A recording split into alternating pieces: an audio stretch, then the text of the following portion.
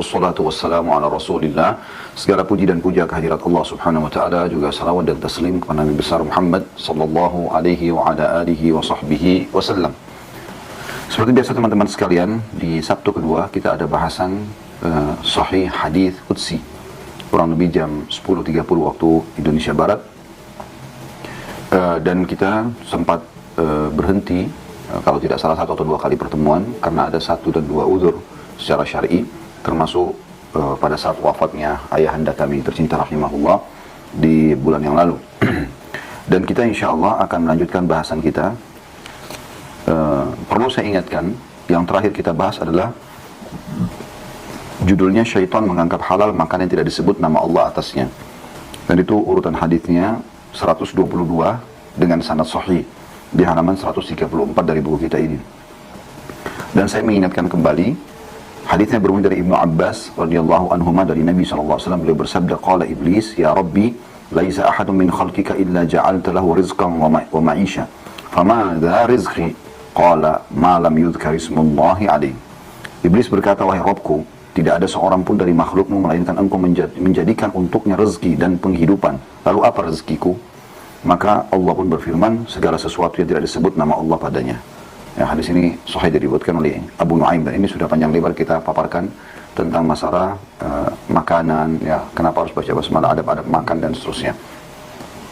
Dan insya Allah pada pagi ini semoga Allah berkahi, kita akan lanjutkan ke bahasan baru masih di halaman yang sama dan berisikan sebuah hadis yang mulia. Dan hadis ini bahasanya juga cukup panjang. Judulnya adalah sesuatu yang pertama kali diciptakan Allah.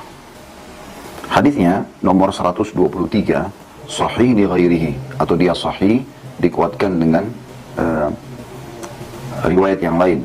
Saya bacakan hadisnya dari Ubadah bin Samit radhiyallahu anhu. Dari Ubadah bin Samit radhiyallahu anhu, dia menuturkan, saya mendengar Rasulullah sallallahu alaihi wasallam bersabda, inna awwala ma khalaqallahu al-qalam faqala lahu uktub. Qala Rabbi wa madza aktub? Qala uktub maqadira kulli syai'in hatta taqum as-sa'ah. Artinya, sesungguhnya sesuatu yang pertama kali diciptakan Allah ialah pena. Lalu dia berfirman, atau Allah berfirman kepadanya. D-nya besar, kata ganti Allah. Dia berfirman kepadanya, maksudnya nyanya kembali kepada qalam. Tulislah. Dia bertanya, wahai Rabbku, apa yang aku tulis? Maka dia Allah berfirman, tulislah ketentuan segala sesuatu hingga hari kiamat tiba. Diriwayatkan oleh Abu Dawud dan juga Ahmad. Hadis ini, saudaraku seiman, walaupun terlihat sederhana sekali, ya, pendek, yaitu sabda Nabi SAW, sesungguhnya awal Allah ciptakan adalah Al-Qalam, lalu Allah berfirman kepadanya, tulislah. Lalu dia mengatakan, wahai Tuhanku, apa yang aku tulis? Maka Allah pun yang maha suci dan maha tinggi berfirman, tulislah takdir segala sesuatu yang akan terjadi sampai hari kiamat. Hadis ini kita akan bedah menjadi 2 bagian, 2 bahasan. Ya. Kalau Allah subhanahu wa ta'ala mudahkan dua-duanya kita bisa bahas, insya Allah alhamdulillah kita bersyukur. Kalau tidak, maka salah satunya sekarang, dan bahasan yang keduanya nanti kita bahas pada pertemuan akan datang insya Allah.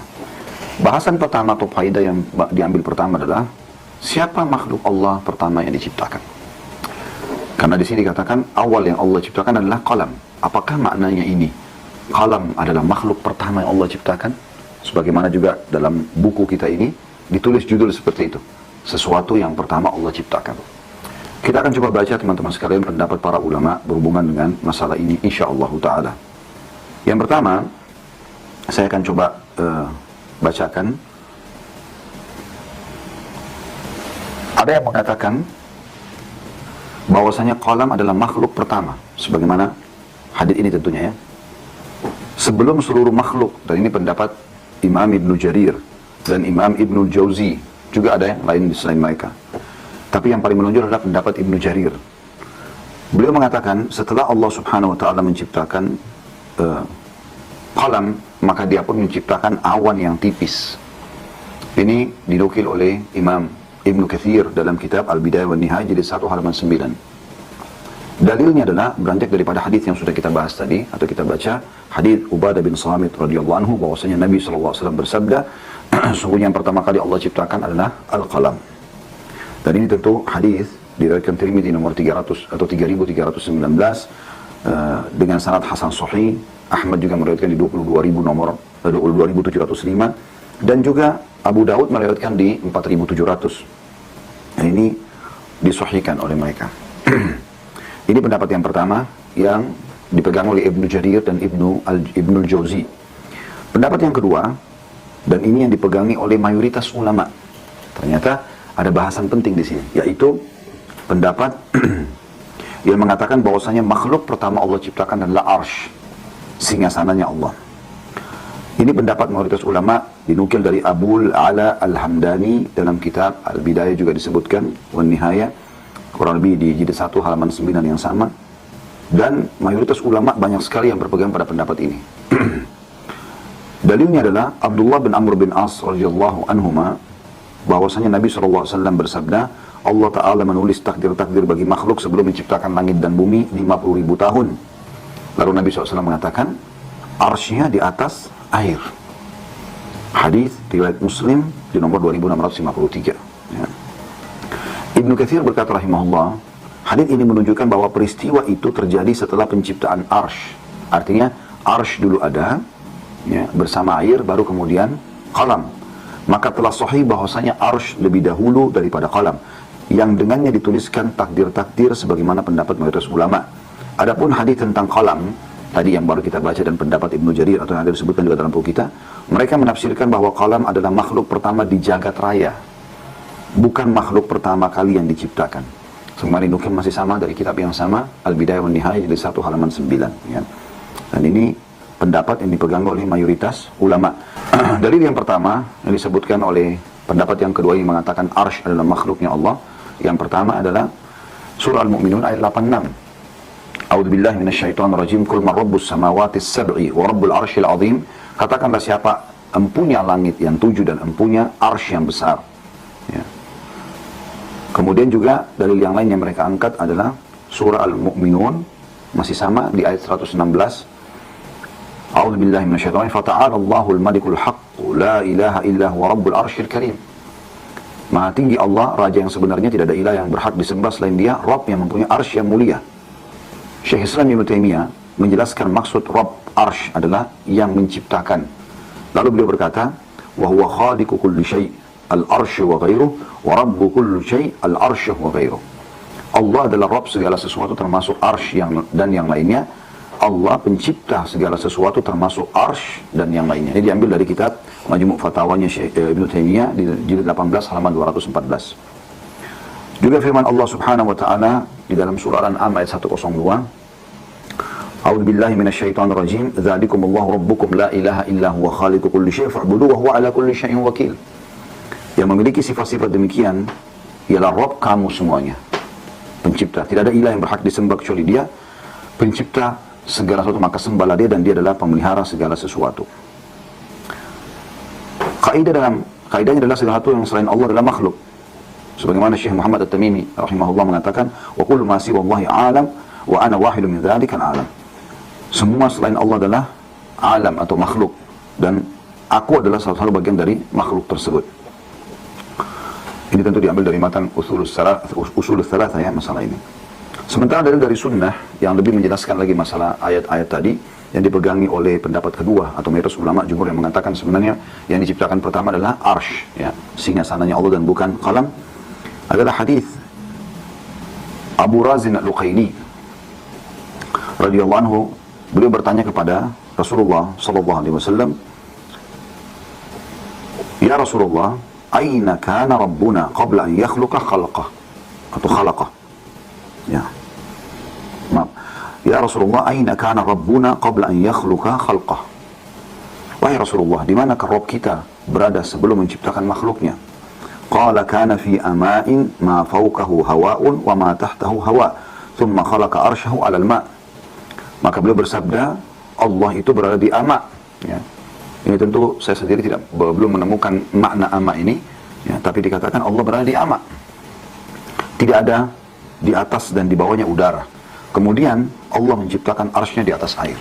Ya, ini dalil hadis yang dipegangi oleh pendapat kedua mengatakan kalau yang pertama Allah ciptakan, ya, adalah arsy.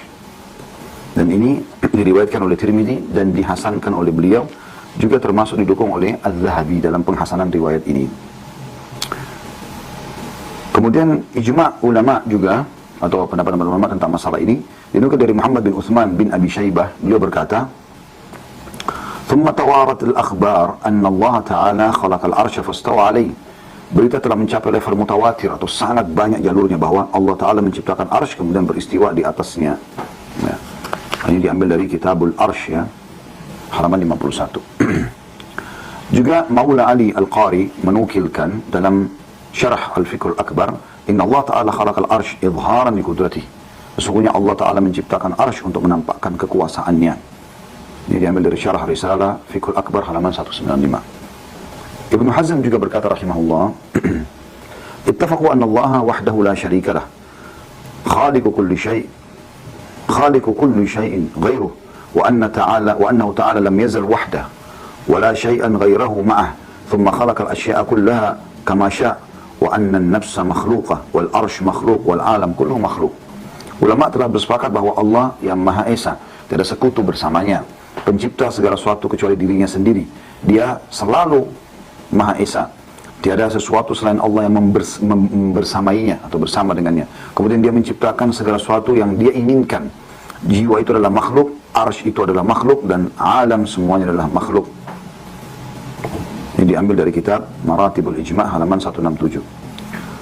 Arsh adalah makhluk yang paling tinggi dan Allah berada di atas arsh. Di sini kita lihat tidak ada satupun dari mereka pendapat yang dimaksud dari pendapat yang kedua ini yang menukil bahwasanya ulama mengatakan yang pertama diciptakan adalah qalam, sebagaimana hadis yang sedang kita bahas ya. Ini semua panjang lebar rentetan dari bahasan hadis yang kita baca dalam buku kita gitu. Juga dinukil dari sabda Nabi SAW, Inna Allah ala arshihi wa inna arshahu ala samawati wa ardihi kahakada wa qala bi asabihi mithla al-qubbah. Sesungguhnya Allah di atas arsy-Nya dan arsy-Nya di atas langit dan bumi.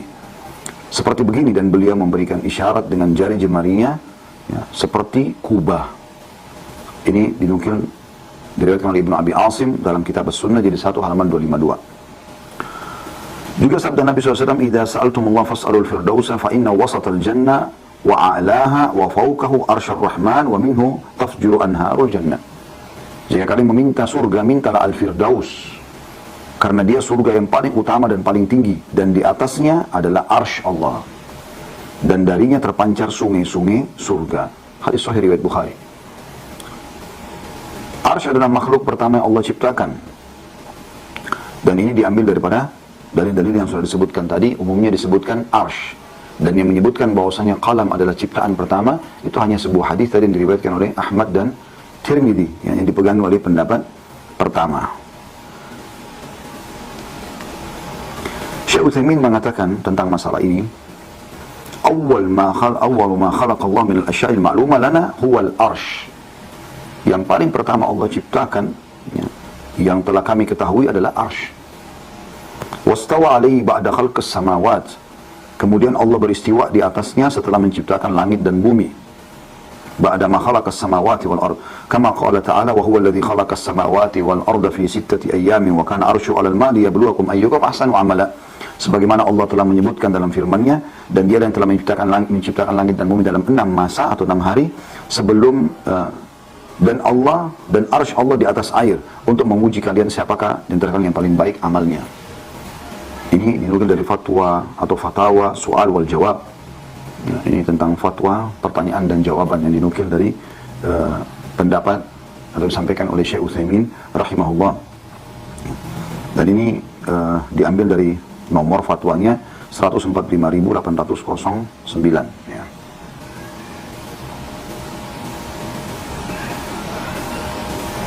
Maaf, diambil dari Majmu' Fatawa war Rasail jilid 1 halaman 62. Ini pendapat yang kedua. Kemudian kita lihat sekarang ada pendapat yang ketiga yang dinukil ya juga oleh para ulama tentang masalah Allah Subhanahu wa Ta'ala menciptakan yang pertama kali itu adalah air ya. Ini pendapat yang ketiga yang mengatakan bahwasanya yang pertama kali Allah ciptakan adalah air, dan ini Berdasarkan sebuah hadis diriwayatkan oleh Bukhari, ini pendapat yang ketiga ya, di nomor 3191. Jadi kalau pendapat pertama mengatakan yang pertama diciptakan adalah qalam, dalilnya adalah apa yang dalam buku kita. Pendapat kedua dari mayoritas ulama mengatakan yang pertama diciptakan arsy dengan segala macam dalil yang sudah kita sampaikan dan pendapat ulama. Pendapat ketiga mengatakan yang pertama Allah ciptakan adalah air. Pendapat ini berpegang pada hadis Nabi SAW riwayat Bukhari tadi saya katakan yang berbunyi diriwayatkan dari Imran bin Husain radhiyallahu anhu. Kana Allah wa lam yakun syai'un ghairuh wa kana arsyu 'alal ma' wa kataba fi dzikri kulla syai' wa khalaqas samawati wal ard. Allah dahulu tidak ada satupun selainnya. Arsy-nya di atas air. Lalu Allah menulis takdir segala sesuatu di az-zikr atau lembaran catatan takdir. Kemudian Allah menciptakan langit dan bumi. Hadis ini menunjukkan, kata pendapat yang ketiga, bahwa air merupakan makhluk pertama yang diciptakan oleh Allah. Karena saat itu tidak ada satupun selainnya. Setelah menciptakan air, baru Allah menciptakan arsy atau singgasananya yang diletakkan di atas air. Setelah itu baru Allah menciptakan kalam atau pena untuk menulis takdir segala sesuatu. Setelah itu Allah menciptakan langit dan bumi. Hadis ini juga menunjukkan bahwa pena ya, bukan makhluk pertama yang Allah ciptakan. Adapun hadis yang berbunyi inna awwala ma khalaqallahu al-qalam, sesungguhnya yang pertama kali Allah ciptakan adalah al-qalam. Kata para yang berpegang pada pendapat ketiga ini mengatakan ini kemungkinan bisa dimaknakan dua. Ya, hadis yang sedang kita bahas dalam buku kita ya, yaitu bahwa pertama kali di sini maknanya adalah pertama kali diciptakan setelah air dan arsy. Atau bisa bermakna juga bahwa pertama kali di sini maksudnya adalah dilihat dari sisi apa yang akan ditulis oleh pena takdir tentang makhluk pertama yang akan diciptakan Allah. Dengan demikian terjadilah kompromi antara hadis ini dengan hadis-hadis sebelumnya.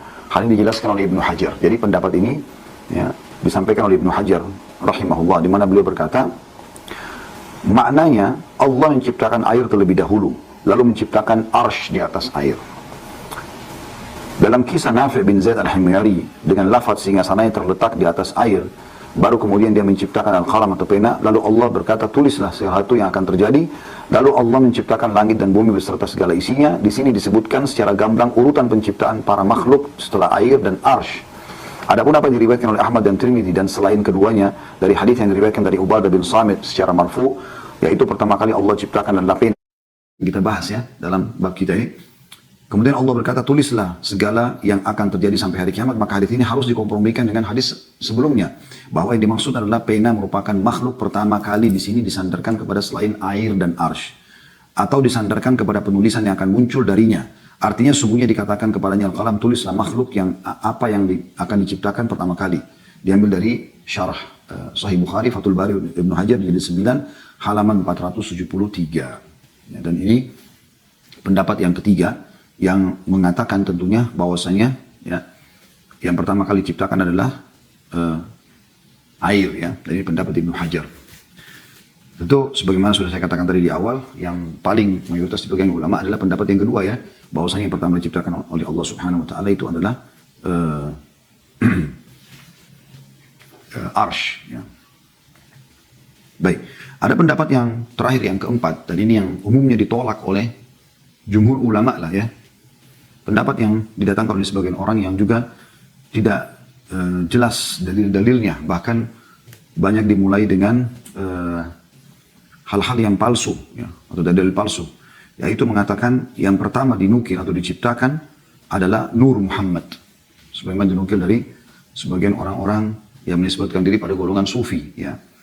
Dalilnya adalah dari Jabir radhiyallahu anhu bahwasanya Nabi SAW bersabda pertama kali diciptakan adalah nur nabimu wahai Jabir, hadis riwayat Abdul Razzaq ya. Dan golongan ini meyakini bahwa Nur Muhammad diciptakan sebelum Lauhil Mahfuz, qalam, surga, neraka, malaikat, langit, bumi, matahari, bulan, jin dan manusia ya, yang dinukil dari kitab Kashful Khafa jilid 1 halaman 302 ya. Namun pendapatnya ditentang secara keras dan dituding sebagai pendapat yang menyimpang karena dasarnya adalah riwayat yang palsu. Riwayat itu tidak ada tadi ya. Riwayat itu dianggap palsu. Hadis ini palsu dan dusta, tidak ada nilainya. Kami mendengar orang-orang sekarang mengatakan wahai makhluk Allah yang pertama, wahai cahaya arsy Allah, ya, maksudnya Nur Muhammad. Maka apa bedanya perkataan ini dengan orang-orang Nasrani mengatakan Isa adalah anak Allah? Dan ini sesat juga ya, menyesatkan. Dinukil dari perkataan Syekh Hasan Abul Ashbal Az-Zuhri Al-Misri dalam syarah Sahih Muslim jilid 13 halaman 97. Juga Syekh Albani rahimahullah semuanya menyebutkan ya, bahwasanya ini adalah min abtalil batil, Ini diantara kebatilan yang paling batil. Diambil dari Musa al-Albani fil Aqidah di jilid 3 halaman 816. Ini pendapat-pendapat yang ada dan sudah kita ketahui bahwasanya yang paling kuat daripada pendapat ini dan umumnya dipegangi oleh para ulama adalah pendapat arsy lah yang pertama kali diciptakan. Nah ini bahasan kita yang pertama berhubungan dengan masalah hadis kita ini. Jadi sekali lagi saya kembalikan ke bahasan kita saudaraku seiman. Kalau yang pertama, hadis yang menjelaskan masalah pertama kali diciptakan oleh Allah SWT adalah Al-Qalam, itu sudah dirincikan oleh para ulama. Ini pendapat Ibnu Jarir dan telah dijawab oleh para jumhur ulama bahwasanya maknanya bukan qalam pertama kali, tetapi pertama kali di jagat ini ya bisa terjadi. Atau pertama akan mencatatkan takdir-takdir. Tapi banyak dalil menjelaskan kalau yang ada sebelum qalam itu adalah arsy dan air. Dan ada pendapat juga tadi yang ketiga mengatakan yang pertama adalah air, karena dilihat ada air dan arsy, ya, sebagaimana dinukil dari pendapat Ibnu Hajar. Kemudian yang terakhir ada yang mengatakan, dan ini ditolak oleh para ulama, kalau yang pertama Allah ciptakan adalah justru Nur Muhammad, dan ini sudah dibantah oleh para ulama. Baik, saya melihat masih ada waktu kurang lebih setengah jam, saya akan coba masuk ke faedah yang kedua yang kita bisa ambil dari hadis, yaitu masalah takdir. Karena di sini dikatakan pada saat pena pertama diciptakan, Allah pun memerintahkan pena untuk mencatat semua takdir. Nah, kita akan membahas teman-teman sekalian tentang masalah takdir ini. Ya. Saya melihat ada sebuah tulisan yang menarik dari Ustaz Yazid Abdul Qadir Jawaz, hafidhahullah. Beliau mengatakan, saya bacakan ya, tentang masalah ini. Saya lihat sangat cukup lengkap untuk saya baca ya. Golongan yang selamat ahli sunnah wal jamaah beriman kepada takdir yang baik maupun buruk. Iman kepada takdir meliputi iman kepada setiap nas tentang qadar serta tingkatannya. Tidak ada seorang pun yang dapat menolak ketentuan Allah Azza wa Jalla. Iman kepada takdir memiliki 4 tingkatan. Nah ini supaya kita lebih faham bagaimana memahami masalah takdir itu. Yang pertama adalah al-ilmu. Yaitu mengimani dengan ilmunya. Mengimani bahwa Allah dengan ilmunya yang merupakan sifatnya yang azali dan abadi. Allah maha mengetahui semua yang ada di langit dengan seluruh isinya. Juga semua yang ada di bumi dengan seluruh isinya. Serta apa yang ada di antara keduanya. Baik secara global maupun secara rinci.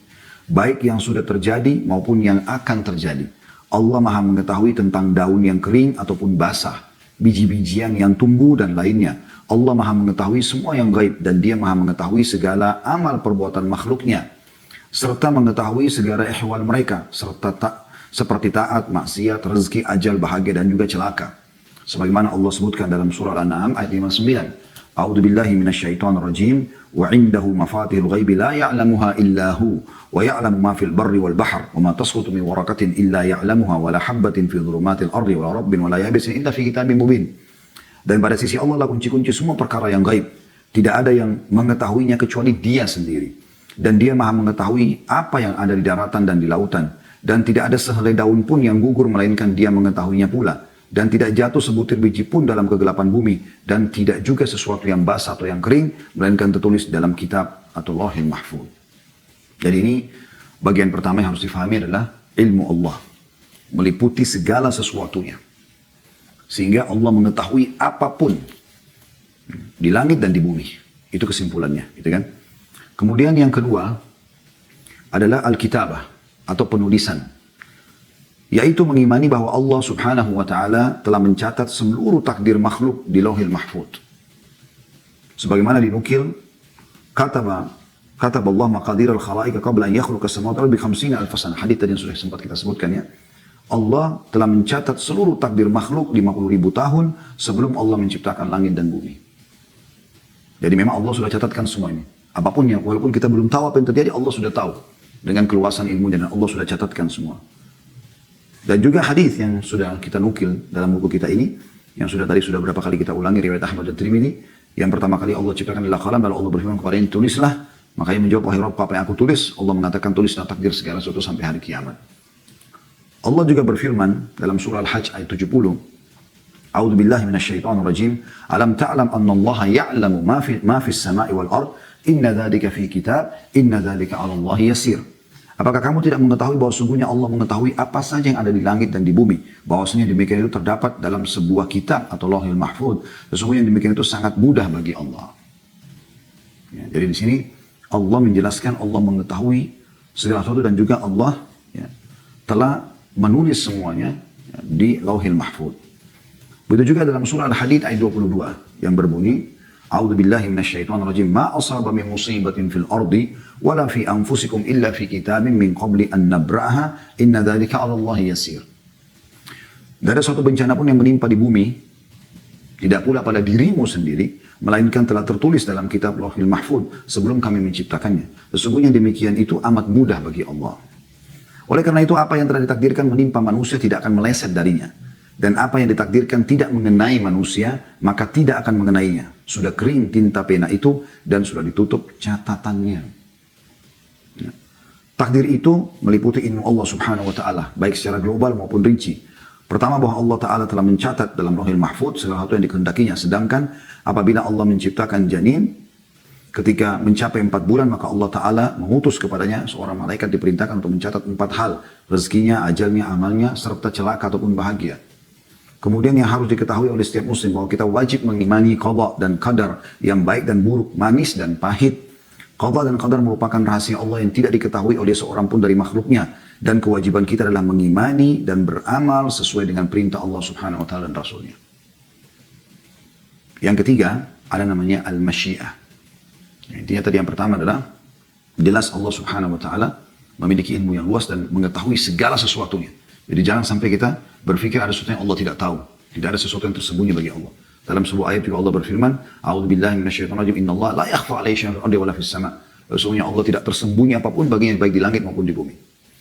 Kemudian yang kedua adalah tentang masalah tercatatnya semua itu dengan rapi di Lauhil Mahfuz sehingga akan terjadi sesuai dengan apa yang Allah inginkan dengan kemahaluasan ilmunya Allah. Jadi Allah sudah tahu sampai hari kiamat nanti, sampai kapanpun keluasan ilmunya apa yang akan terjadi. Kemudian yang ketiga yang harus difahami adalah al-masyiah atau kehendak Allah. Yaitu bahwa apa yang dikehendaki Allah pasti terjadi dan apa yang tidak dikehendakinya tidak akan terjadi. Semua gerak-gerik yang terjadi di langit dan di bumi hanyalah dengan kehendak Allah subhanahu wa ta'ala. Tidak ada sesuatu yang terjadi dalam kerajaannya apa yang tidak diinginkannya. Mengimani masyiah atau kehendak Allah subhanahu wa ta'ala yang pasti terlaksana dan kekuasaan Allah subhanahu wa ta'ala meliputi segala sesuatu. Imam Syafi'i rahimahullah memiliki syair yang menarik di sini.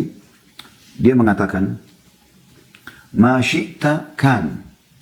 Apa yang kau inginkan ya Allah, pasti terjadi. Wa in lam asya' wa ma syi'ta in lam tasya' lam yakun. Jadi apa yang kau inginkan pasti terjadi walaupun aku tidak menginginkannya.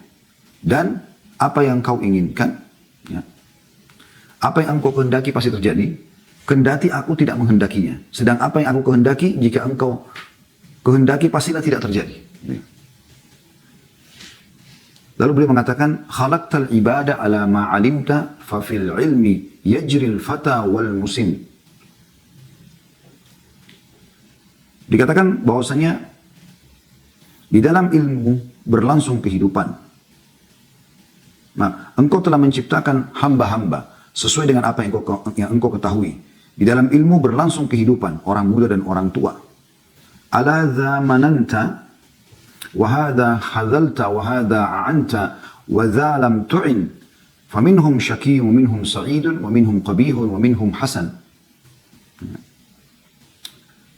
Kepada ini engkau anugerahkan kehidupan,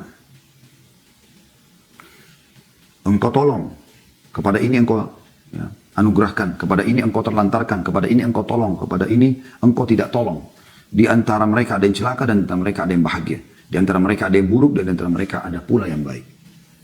Ini penyampaian Imam Syafi'i menyimpulkan tentang masalah takdir dan masyiatillah. Allah maha adil dan maha bijaksana. Allah memberi karunia kepada siapa yang dia kehendaki dan dia menahan dari siapapun yang dia kehendaki. Allah memberi kekuasaan kepada siapapun yang dikehendaki dan menghinakan siapapun yang dikehendakinya. Allah berfirman dalam surah Al-Imran ayat 26 sampai 27.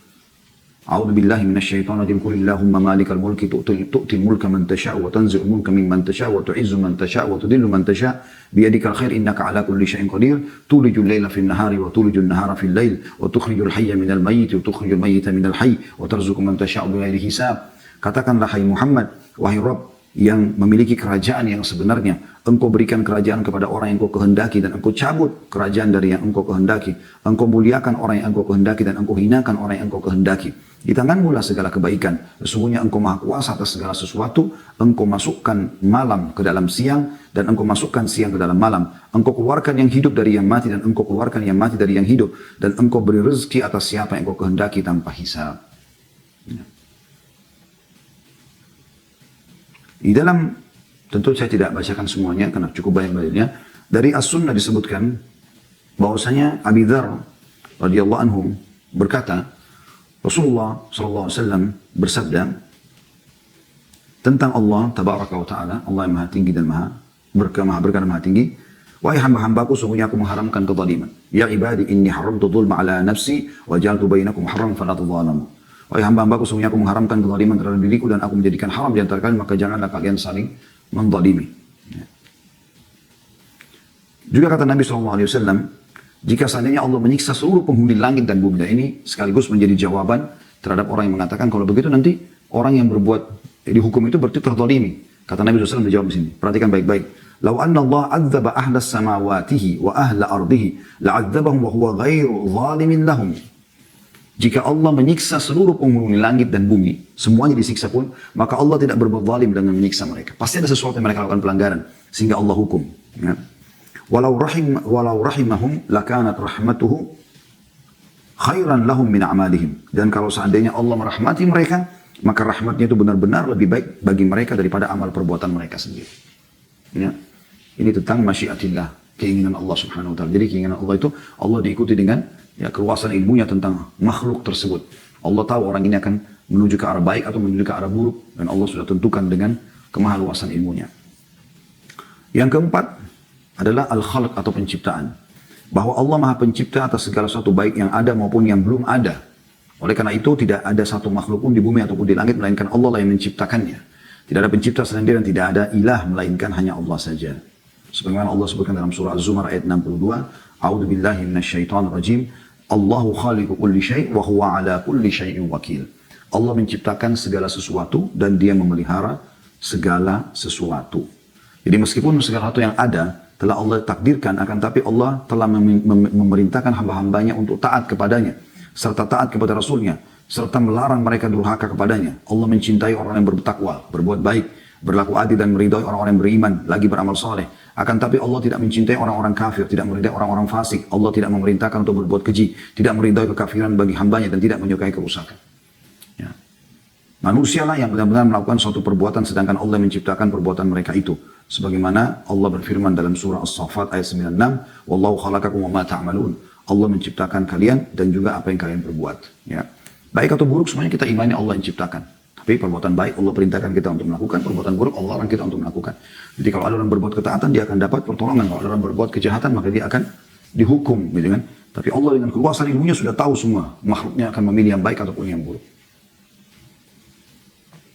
Itu Allah ya, sebutkan dalam surah At-Takwir ayat 28 dan 29. Liman sya'a minkum an yastaqima wa ma tasha'una illa insya'allah rabbul alamin. Bagi siapa yang antara kamu yang mau menempuh jalan yang lurus, ya, dan kamu tidak dapat menghendaki atau menempuh jalan itu kecuali apabila dikehendaki Rabb semesta alam. Allah selalu ingin kebaikan buat kita. Dan Allah memandu kita. Terbukti orang kalau berbuat kejahatan pun akan selalu ada kecenderungan untuk bertaubat, melakukan penyesalan. Allah datangkan peringatan-peringatan dalam hidupnya supaya dia kembali ke jalan yang benar. Tapi apapun yang hamba itu lakukan, Allah sudah tahu dengan keluasan ilmunya. Allah sudah tahu dengan keluasan ilmunya. Ya. Tentu ada bahasan panjang lebar tentang kelompok-kelompok yang menolak takdirnya Allah, ya. Yang dinamakan dengan Qadariyah dan seterusnya. Itu tidak saya bacakan, lihat karena waktunya. Tapi ada perkataan yang menarik di sini dari Imam Abu Ja'far At-Tahawi yang wafat 322 Hijriah, 321 Hijriah, maaf. Beliau mengatakan takdir adalah rahasia Allah yang tidak dapat diketahui oleh hambanya. Tidak dapat diselidiki baik oleh malaikat yang dekat dengannya, dengan Allah maksudnya, dan Nabi yang diutusnya. Memberat-beratkan diri untuk menyelidiki hal itu adalah jalan menuju kehinaan. Terhalangnya dalam kurung ilmu dan membawa kepada sikap melewati batas dan penyelewengan. Waspada dan hati-hatilah terhadap seluruh pendapat, pemikiran dan bisikan-bisikan yang jelek tentang takdir tersebut. Sesungguhnya Allah Azza wa Jalla telah menutup ilmu dengan takdirnya agar tidak diketahui oleh makhluknya dan melarang mereka untuk mencoba menganggapinya. Sebagaimana Allah berfirman dalam surah Al-Anbiya ayat 23, A'udzu billahi minasyaitonir rajim, la yus'alu amma yaf'alu wa hum yus'alun. Dan tidak ditanya tentang apa yang dia perbuat, Allah perbuat, dan mereka lah yang akan ditanyai. Barang siapa yang bertanya, kenapa Allah melakukannya? Kenapa dia berbuat begini dan begitu? Maka sungguh ia telah menolak hukum dari Al-Quran. Dan barang siapa yang menolak hukum Al-Quran, maka dia termasuk kafir. Ya, dia termasuk kafir. Ini dinukil dari Syarah Aqidah Tahawiyah halaman 249. Jadi teman-teman sekalian, ini bahasan kita. Pada kesempatan Alhamdulillah Allah berikan taufiknya, kita sudah menyinggung kedua poin tersebut. Jadi yang pertama adalah bagaimana kita menjelaskan 4 pendapat tentang mana yang pertama Allah ciptakan. Ada pendapat tadi Ibnu Jarir yang mengatakan bahwasanya qalam sesuai dengan dalil dalam kitab kita ini. Tadi ya hadis riwayat Ahmad dan Tirmidzi, juga Abu Daud ya, seingat saya tadi. Kemudian yang kedua adalah yang mengatakan yang pertama diciptakan adalah arsy, ini mayoritas ulama. Kemudian yang ketiga adalah air, yang pertama diciptakan pendapat Ibnu Hajar, dan juga yang terakhir adalah yang ditolak oleh para ulama adalah Nur Muhammad ya. Kemudian yang kedua masalah takdir, sebagaimana tadi sudah kita bacakan panjang lebar artikelnya ya. Kita harus meyakini semua itu dengan kemahaluasan ilmunya Allah Subhanahu wa taala. Allah sudah catatkan semua takdir yang sudah terjadi dengan keluasan ilmu dan tidak ada kezaliman sedikit pun di situ. Dan Allah selalu inginkan kebaikan buat makhluknya. Walaupun ada saja orang yang melanggar hukum-hukum Allah sehingga kena hukuman, gitu kan? Lalu Allah juga punya masyiah, keinginan, dan itu juga dengan kemahaadilannya, kemahasempurnaannya. Ya, bukan berarti sewenang-wenang, tapi Allah Subhanahu wa taala zat yang maha sempurna, tidak bisa disamakan dengan makhluknya, gitu kan? Jadi kita meyakini semua itu yang luar biasa bagaimana Allah Subhanahu wa taala sudah tentukan. Dan ini salah satu rukun iman kita yang keenam, teman-teman sekalian. Tidak bisa dipisahkan antara iman kepada Allah, para malaikat, pada kitab-kitab, para rasul-rasul, kepada hari kiamat, dan juga takdir baik dan takdir buruk. Semuanya Allah sudah catatkan. Ya. Ini termasuk bagian daripada keimanan kita. Kita tugasnya adalah menerima, kemudian kita mempraktekkan dalam kehidupan kita. Kita coba mengikuti perintah Allah dan kita menjauhi larangannya. Seperti itulah. Dan tidak usah terlalu berlebihan dalam masuk ya, ke masalah takdir ini sehingga hanya kita bisa menyimpang dan akhirnya masuk kepada protes apa yang sudah Allah Subhanahu wa taala putuskan ya. Jadi teman-teman bisa bayangkan kalau Anda kerja di satu perusahaan, ya, pemilik perusahaan telah mewarnai building dia misalnya atau kantor dia dengan warna coklat misalnya.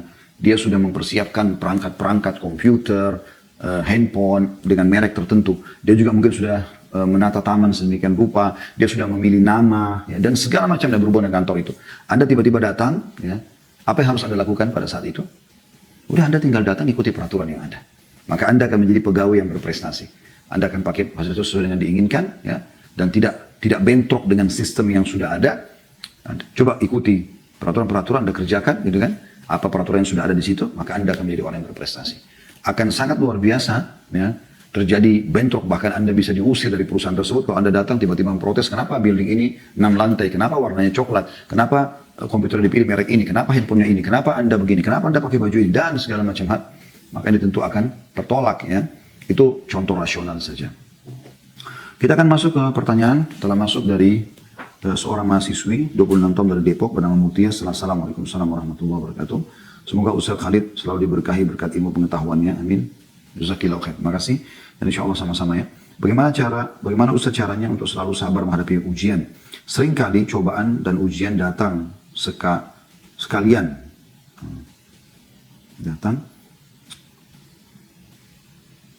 Seakan-akan kita ingin menolak kebenaran, padahal semua sudah ditakdirkan Allah. Mohon motivasinya Ustaz supaya saya selalu sabar dan yakin bahwa janji Allah benar dan Allah sebaik-baik perencana. Semoga Ustaz dan tim selalu dilimpahkan pahala atas usaha menyebarkan dakwah. Dalam sebuah hadis saya jawab itu Ukhti Mutia, diriwayatkan Bukhari, kata Nabi SAW dan Allah berfirman, Ana inda dhanni abdi bi. Aku sesuai dengan prasangka hambaku. Kalau kita menyangka baik tentang keputusan Allah, maka sesuatu yang kita sangkakan. Kalau kita sangka buruk, maka sesuai dengan yang kita prasangkakan. Maka sangka baiklah. Bahkan pada sesuatu yang kita tidak suka pun, ya, itu ada kebaikan. Allah SWT lebih tahu. Makanya Allah mengatakan asa wa asa an tuhibbu syai'an wa huwa khairun lakum. Asa an tuhibbu syai'an wa huwa khairun lakum. Asa an tuhibbu syai'an wa huwa syarrun lakum. Bisa saja kalian suka sesuatu tapi itu buruk buat kalian. Wa asa an takrahu syai'an wa huwa khairun lakum. Bisa saja kalian benci sesuatu tapi itu baik buat kalian. Ya, jadi Allah lebih tahu masalah itu. Yang perlu kita tahu ukhti mutia, Allah subhanahu wa ta'ala lebih sayang kepada kita daripada ibu kita kepada kita. Banyak buktinya. Gitu kan? Kalau dalil yang menjelaskan tentang Allah lebih sayang kita daripada ibu kita adalah hadis yang sahih riwayat Bukhari, di mana Nabi SAW mengatakan sungguhnya Allah lebih sayang kepada kalian, kepada hambanya atau kepada kalian daripada ibu itu kepada anaknya. Jadi ada seorang ibu betul lagi menggendong dan menyusui anaknya, gitu kan? Maka Nabi SAW memperlihatkan kepada para sahabat bagaimana kasih sayang Allah Subhanahu Wa Taala. Dan buktinya cukup banyak. Terbukti sebesar apapun dosa-dosa yang kita lakukan, pelanggaran yang kita lakukan, Allah Subhanahu Wa Taala masih memaafkan. Bahkan dalam hadits yang sahih disebutkan Allah gembira dengan taubat hambanya. Ya. Tinggal bagaimana kita bisa menjadikan cobaan kalau datang sebagai ajang untuk mendapatkan pahala sabar. Karena pahala sabar kita dapatkan dengan cobaan kan? Sebagaimana kita dapatkan pahala syukur pada saat nikmat sedang ada. Dan memang ukhti mutia harus bisa diimbangi ya, antara nikmat yang datang dengan kesabaran, dengan syukur, dan antara cobaan datang dengan sabar. Ini berimbang ini. Jadi Anda sudah tahu tentunya kalau Anda dapat nikmat, alhamdulillah bersyukur. Kalau datang cobaan, sabar. Ini harus berimbang ini, sama level dia. Jadi nggak boleh kita diberikan nikmat, kita bersyukur, tapi kalau kita diberikan cobaan, kita berutu. Ya Allah SWT berikan begitu. Bahkan Allah mengatakan dalam salah satu ayat yang artinya, kalau Allah luaskan, bukakan semua kepada hamba tidak tanpa ada cobaannya, maka mereka akan labaghaw fil ardh, mereka akan buat kerusakan di muka bumi. Kapan ukhti mutia bisa merasakan nikmatnya sehat? Pada saat kita lagi sakit kan? Kita jadi tahu nilainya itu. Ya? Kita jadi tahu nilainya. Kapan kita bisa merasakan nikmatnya makan? Justru pada saat kita lapar. Karena ini bentuknya seperti cobaan ya. Orang lagi lapar. Kalau tanya siapa yang mau lapar? Orang tentu mengatakan semua tidak mau lapar. Nah mereka anggap itu sesuatu yang tidak baik kan? Padahal sebenarnya dengan lapar itu, dia baru merasakan nikmatnya makan. Bayangkan kalau Anda sudah kenyang, perutnya sudah kenyang, sudah makan 2 piring misalnya, kemudian ditawarkan lagi ayam bakar, ditawarkan lagi kambing, ditawarkan lagi daging apa yang Anda suka, misalnya itu makanan favorit, tidak bisa lagi Anda makan, Anda tidak mau, sudah kenyang. Tapi kalau Anda lapar, nasi sama tempe sama sambal saja sudah cukup kan gitu. Nah berarti ini contoh saja gitu, sama dengan haus. Dengan haus kita merasakan nikmatnya minum. Kalau kita lagi tidak haus, ditanya mau minum apa, ya kita apa sajalah. Ya. Misalnya yang hangat, yang dingin oke. Tapi kalau kita lagi haus, saya mau minta air es yang manis, sirup yang manis misalnya. Kita minta, di situ kita bisa tahu. Dan juga pada saat kita lagi sehat, kalau kita sehat terus, kita akan manusia ini lalai, gitu kan? Kita akan lalai dari mensyukuri nikmat itu. Tapi kalau kita sakit misalnya, sesekali kita sakit flu, demam, kita begitu lihat orang minum air es, ya, orang jalan dengan sehatnya, padahal misalnya seseorang lagi lumpuh kakinya, dia tahu oh ternyata nikmatnya luar biasa. Ya, seperti itulah. Begitu juga dengan tidur, begitu juga dengan yang lainnya, gitu kan? Jadi dengan adanya cobaan-cobaan itu, maka kita akan lebih merasakan besarnya nikmat itu. Seperti itulah. Ya. Jadi tidak usah khawatir, yakinlah Tuhan Anda bersama Anda. Ya, bahkan ada kejadian ya, yang saya pernah alami sendiri pribadi gitu. Pada waktu kami pertama sekali mau buka restoran, itu sekitar berapa tahun yang lalu lah, mungkin 8-9 tahun yang lalu. Kemudian waktu itu di Kalibata City belum bisa dibuka gitu. Jadi tukangnya selalu telat, segala macam. Oh lama lah gitu ya. Saya hampir tiap hari datang, selalu tidak ada yang kerja. Dan tertunda-tunda sehingga kami telat buka pada saat itu. Kemudian saya ada khutbah Jumat di daerah Jakarta Selatan waktu itu. Sebelum khutbah Jumat saya datang agak cepat. Kemudian saya sholat, tahiyat masjid. Waktu itu saya coba tuangkan apa yang saya harapkan diberikan solusi dari Allah Subhanahu Wa Taala. Dengan berharap Allah bisa memudahkan urusan saya pada saat itu. Sudah selesai, saya sholat di belakang mimbar. Gitu. Ya, dan tidak kelihatan sebenarnya, ini masih kosong orang, karena di awal-awal waktu. Ada satu bapak rambutnya putih semua gitu. Mungkin kalau saya lihat umurnya sekitar 80 tahun ya, sudah sangat tua. Dia datang kepada saya lalu dia mengatakan, Ustaz sudah pernah tulis doa-doa dari Al-Quran belum? Saya bilang belum, secara khusus ya, disusun itu semua doa dari Al-Quran disusun. Saya bilang belum, mudah-mudahan satu waktu insya Allah. Terus dia bilang tadi Ustaz sholat apa? Saya bilang tadi saya sholat tahiyat masjid. Gitu. Tapi kenapa Ustaz lama sekali sujud? Oh saya lagi ada masalah Pak, saya ingin tuangkan permasalahan saya kepada Allah. Terus dia bilang, Ustaz, dia pegang rambutnya. Ustaz, saya sampai rambut saya putih seperti ini, saya belum pernah rasakan seperti itu. Maksudnya seakan-akan dia mengatakan, saya ingin merasakan nikmatnya sujud bisa lama begitu. Subhanallah, saya tiba-tiba terenyuh waktu itu. Saya mengatakan, mungkin ini dalam hati saya bentuknya cobaan. Ya, dalam hidup saya. Tapi ternyata ini cara Allah Subhanahu Wa Taala untuk membuat saya lebih dekat dengannya. Karena teman-teman sekarang kalau kita lagi diuji oleh Allah SWT, lagi ada penyakit, lagi ada cobaan, lagi ada terlilit utang, lagi ada segala macam cobaan. Kita itu akan lebih khusyuk dalam berdoa. Kita akan bisa menangis, kita akan segala macam. Mungkin pada lagi sehat Anda mau cari tangisan itu susah. Gitu kan? Jadi ada kenikmatan sisi yang lain dari sisi ibadahnya. Gitu, seperti itu. Mudah-mudahan bisa difahami insya Allah ini. Lanjutnya dari Ukhti Fitri di Bekasi, di rumah tangga 29 tahun. Assalamualaikum warahmatullahi wabarakatuh. Semoga Ustaz dan tim selalu diberkahi. Diberikan nikmat sehat sehingga bisa selalu bersama kami yang haus akan ilmu agama. Allahumma amin. Jazakillahu khair, Ibu Fitri. Semoga Allah SWT kabulkan doa Anda dan juga buat kita semua di sini dan buat Anda tentunya ya. Ingin bertanya Ustaz, pertanda apakah jika di rumah banyak cicak dan benarkah jika melihat cicak sebaiknya dibunuh? Lalu hewan apa saja yang boleh dibunuh? Jazakallahu khair atas jawabannya. Saya tidak pernah menemukan dalil secara khusus kalau ada cicak banyak berarti ada masalah di rumah itu ya. Tetapi kalau masalah yang ibu tanyakan apakah benar cicak disuruh bunuh, jawabannya iya. Itu hadisnya ada ya. Bahkan Aisyah Ummul Mukminin radhiyallahu anha punya cambuk khusus untuk membunuh cicak yang ada di dinding rumah beliau gitu kan. Dan ada hadis yang menyebutkan bahkan jumlah pahalanya sampai 100 pahala ya kalau membunuhnya langsung seperti itulah. Ya, itu ada memang hadisnya masalah itu ya. Allahu alam, ini yang kami ketahui ya. Dan kenapa itu banyak yang merincikan, ada yang merincikan mengatakan karena pada saat Nabi Ibrahim AS mau dibakar, kemudian dia coba meniup api itu supaya lebih besar. Ada segala macam dan dinukil, tapi saya tidak tahu tentang masalah itu. Saya cuma mendengar, saya tidak menukilnya di sini atau menjadikan sebagai rujukan Bu Fitri ya. Tapi yang saya katakan adalah memang ada dalil menjelaskan cicak boleh dibunuh. Kalau hewan apa saja yang boleh dibunuh, yang saya ingat ya, itu sekitar ada 7 hewan yang boleh dibunuh. Ya. Yang disebutkan dalam hadis 5 digabungkan sekaligus. Kata Nabi SAW 5 hewan boleh dibunuh di wilayah haram, di Mekah Madinah ataupun di wilayah halal, maksudnya selain Mekah dan Madinah. Ya, karena di wilayah haram itu maksudnya wilayah yang tidak boleh cabut, pokoknya nggak boleh dibunuh hewannya. Ya.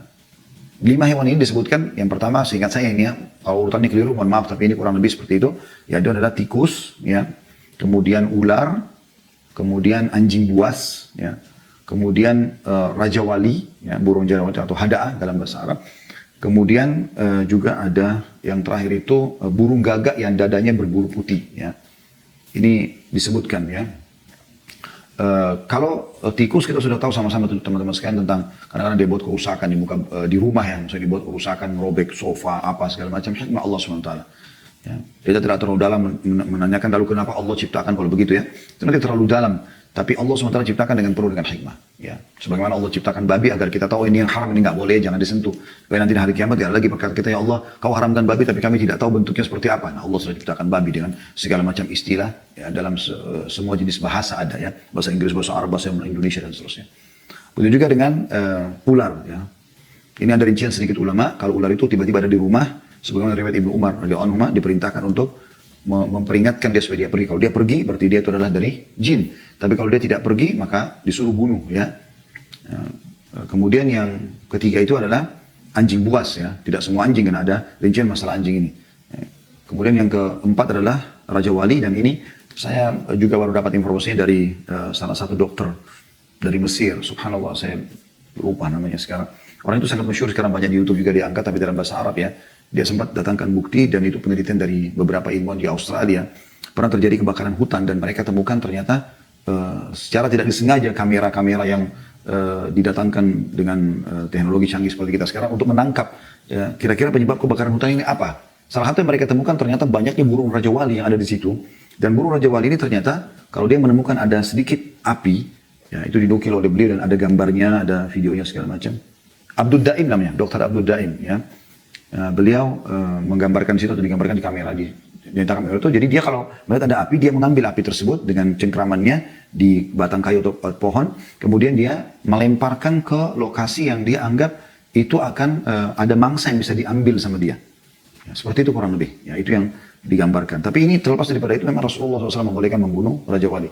Dan yang terakhir adalah burung gagak yang di dadanya ada bulu warna putih. Ya. Kemudian selain itu cicak tadi, hadis yang sudah saya sebutkan, dan yang terakhir adalah kalajengking. Ya, bahkan Nabi SAW melaknat hewan ini. Ya. Allahu a'lam, itu yang kami ketahui. Kemudian yang terakhir, Assalamualaikum warahmatullahi wabarakatuh. Anak seorang akhwat dari Jakarta hendak bertanya mengenai takdir yang telah ditulis Allah dalam Lauhul Mahfuz, termasuk dalamnya jodoh atau pasangan hidup. Apakah kita berdoa dengan menyebut nama seorang untuk didekatkan sebagai calon imam merupakan perwujudan dari takdir yang ditulis di Lauhul Mahfuz? Ya, kalau Anda berdoa kepada Allah SWT, Allah sudah tahu itu Anda akan berdoa dengan keluasan ilmunya, gitu kan? Tapi Allah Subhanahu Wa Taala Maha Kuasa menentukan siapa yang akan menikah dengan Anda, juga dengan kemahaadilannya. Kuasa Allah Subhanahu Wa Taala itu. Allahu a'lam. Baik teman-teman sekalian, mohon maaf kita tutup sampai sini karena sudah setengah 12. Saya selalu mengajak teman-teman, pertama saya ucapkan jazakumullah khair atas partisipasinya, dan kalau ada benar dari Allah, semoga menjadi tambahan amal buat kita dan ilmu. Kalau ada salah tentu semoga Allah maafkan kita semuanya. Dan saya mengajak selalu teman-teman di YouTube agar selalu subscribe, like, dan juga jangan lupa loncengnya supaya Anda dapat informasi baru. Itu juga sampaikan pada seluruh teman-teman yang Anda kenal supaya melakukan hal yang sama. Dan Anda tentu saya mengajak untuk mendukung semua channel-channel dakwah supaya kebenaran terorbitkan ya. Karena ini persaingan di medsos sangat luar biasa antara hak dengan batil. Yang batil pun banyak membuat program-program acara-acara sehingga akhirnya bisa saja itu menyebarkan kesesatan dan juga kemaksiatan di tengah-tengah manusia. Dan harusnya kita menegakkan yang hak dan juga kita meredam yang batil. Salah satunya tentu dengan upaya mendukung channel-channel dakwah dan kebaikan. Kemudian juga teman-teman di Instagram dan di Facebook jangan lupa selalu follow, karena ini atau Anda juga selalu mengajak teman-teman untuk memfollow masalah itu. Allahu a'lam. Sebentar lagi insya Allah akan ada bagi-bagi hadiah, semoga bermanfaat. Ketemu lagi insya Allah di Sabtu bulan depan, Sabtu kedua, di bahasan kitab yang sama, walaupun kita setiap hari dari Senin sampai Jumat insya Allah ada kajian live seperti Anda sudah tahu semuanya. Subhanakallahumma bihamdika, asyhadu an la ilaha illa anta astaghfiruka wa atubu ilaik. Wassalamualaikum warahmatullahi wabarakatuh.